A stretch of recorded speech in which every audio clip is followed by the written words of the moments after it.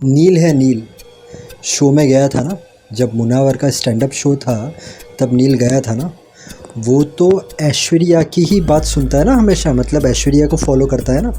पर ऐश्वर्या शो में नहीं गई थी मुनावर के, और नील मुनावर के शो में गया था। आज उसने क्या बोली ऐश्वर्या ने, ये सब एक्टिंग कर रहा है मुनावर। तो नील ने क्या कहा, नहीं नहीं एक्टिंग नहीं कर रहा है, वो रो रहा भी था।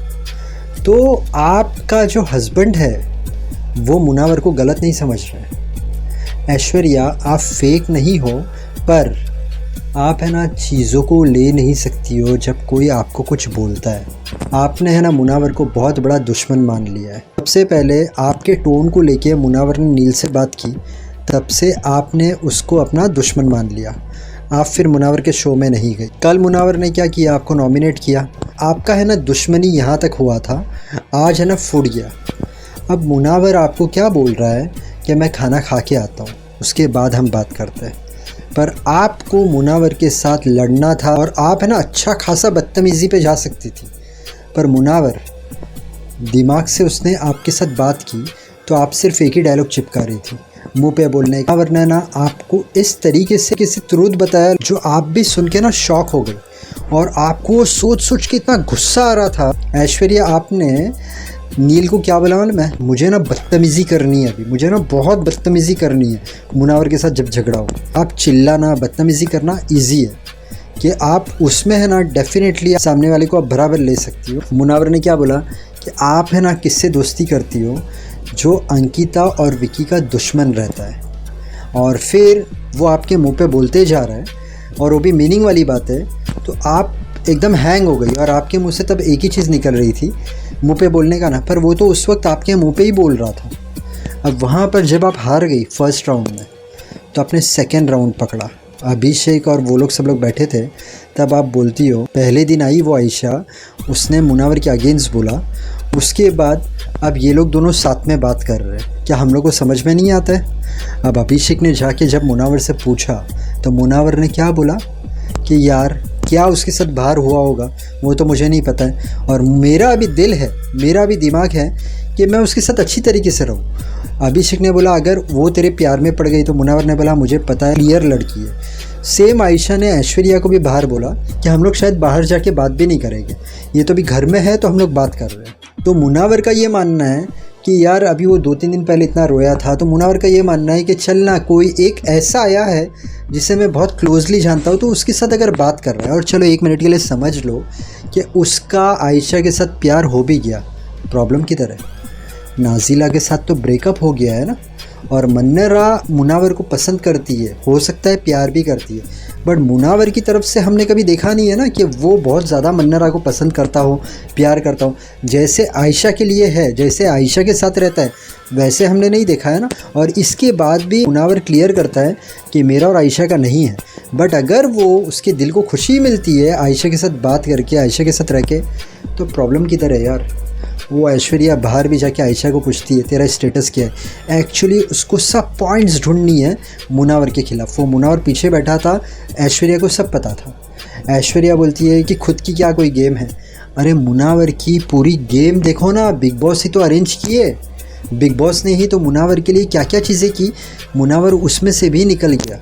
एक सिंपल सी बात है, मैं जैसे हमेशा कहता हूँ, अगर कोई इंसान बोलेगा ना कि मैं प्लानिंग बनाऊँगा और प्लानिंग सक्सेसफुल होगी, तो गलत है, क्योंकि वो है ना वो सब चीज़ें करता है। मुनावर के सर पे सब चीज़ें आई, निकल गई ना सब चीज़ें। आज बिग बॉस भी कितना अच्छी तरीके से उसके साथ बात कर रहे थे। ऐश्वर्या इसकी जगह पे आपको क्या करना चाहिए था पता है, इसकी जगह पे आपको 2-4 बार मुनावर के साथ बात करनी चाहिए थी, थोड़ा उसके साथ बैठना चाहिए था, तो आप सब चीज़ें समझ पाती, और मुनावर भी आपके साथ बैठता, तो हो सकता है उसकी और अंकिता की कैसे फ्रेंडशिप है, वैसे आपकी और मुनावर की भी फ्रेंडशिप हो जाती। समर्थ आके आपसे लड़ा तो आपने समर्थ के लिए भी सेम चीज़ बोली ना, इसकी क्या कोई गेम है। तो यही होता है कि जो आपसे लड़ता है ना, तो आप ऐसे बोलती हो कि इसकी क्या कोई गेम है, पर ऐसा नहीं है। हर इंसान अलग। मुनावर जब आपसे लड़ रहा भी था ना, तो उसके बात करने का तरीका भी ऐसा था कि आपको बदतमीज़ी करने का दिल ही नहीं हुआ। बदतमीज़ी इंसान कब करेगा, जब सामने वाला बदतमीज़ी करेगा। और आपको पता है आप नील के साथ कैसा बिहेव करती हो। माना मैंने कि आपको बहुत सारी चीज़ों से प्रॉब्लम है, बट जब नील आपके साथ बैठा था तो नील का एक्सप्रेशन देखना चाहिए था। शांति से बात कर, ऐसा मत कर, मैन हैंडल मत कर। ऐश्वर्या आप बिग बॉस के घर में हो, पूरी दुनिया देख रही है, आप नील की है ना बेइज्जती पे बेइज्जती कर रही हो। ऐसा नहीं, वो आपका हस्बैंड है। बदतमीज़ी पे बदतमीज़ी कर रही थी, नील भी वो ले नहीं पाया, बट नील ने वो कंट्रोल किया। यार नील है ना आपसे बहुत ज़्यादा प्यार करता है। कभी कभी रिश्ते में है ना हमें हमारा घमंड मार डालता है, हमारे घमंड की वजह से कभी कभी रिश्ते टूट भी जाते हैं।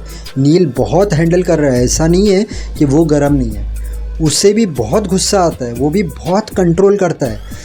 प्लीज़ आपको चाहिए ना कि नील का और आपका रिश्ता हमेशा अच्छा रहे। बॉस तो ठीक है, रियल लाइफ में भी you need to take care, क्योंकि वहाँ पर हो सकता है कि कभी नील है बहुत गर्म हो गया तो प्रॉब्लम हो सकती है। हस्बैंड वाइफ जो रहते हैं ना, उन दोनों को एक दूसरे को समझना पड़ता है, दोनों को एक दूसरे का नेचर समझना पड़ता है, ट्रिगर पॉइंट समझनी पड़ती है। नील समझता है बट आप उसकी बेइज्जती कर डालती हो। तुझे मैंने बोला था ना ऐसा मत कर, तूने ऐसा क्यों किया, मुझे नहीं बात करनी है तेरे से। एकदम डिसरिस्पेक्टफुली बात करती हो आप नील के साथ। इसके बाद हम बात करते हैं मन्नरा और अनुराग की। अब अनुराग और मन्नरा जो है, इनका तो झगड़ा होना ही था, क्योंकि अनुराग ने मन्नरा को नॉमिनेट किया था।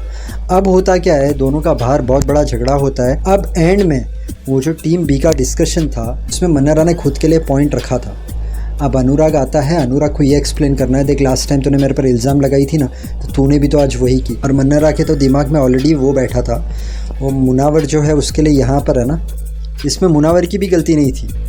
मैं बीच में ये पॉइंट डाल रहा हूँ, इसमें मुनावर की भी गलती नहीं थी। अब वो ईशा ने ना मुनावर को बोला, मेरे लिए बोला हिपोक्रेसी वर्ड, तो मन्नरा के लिए यूज़ कर, मन्नरा के लिए यूज़ कर। मुनावर के दिल में नहीं था बट उसने वो चीज़ बोल डाली मन्नरा जो है वो सोच के बैठी थी, उसे वो सोच के बहुत वो हो रहा था, क्योंकि मुनावर को यहाँ पर रखती है, मतलब कि मुनावर मेरे लिए सब कुछ है, और मुनावर का भी कोई मीन नहीं था।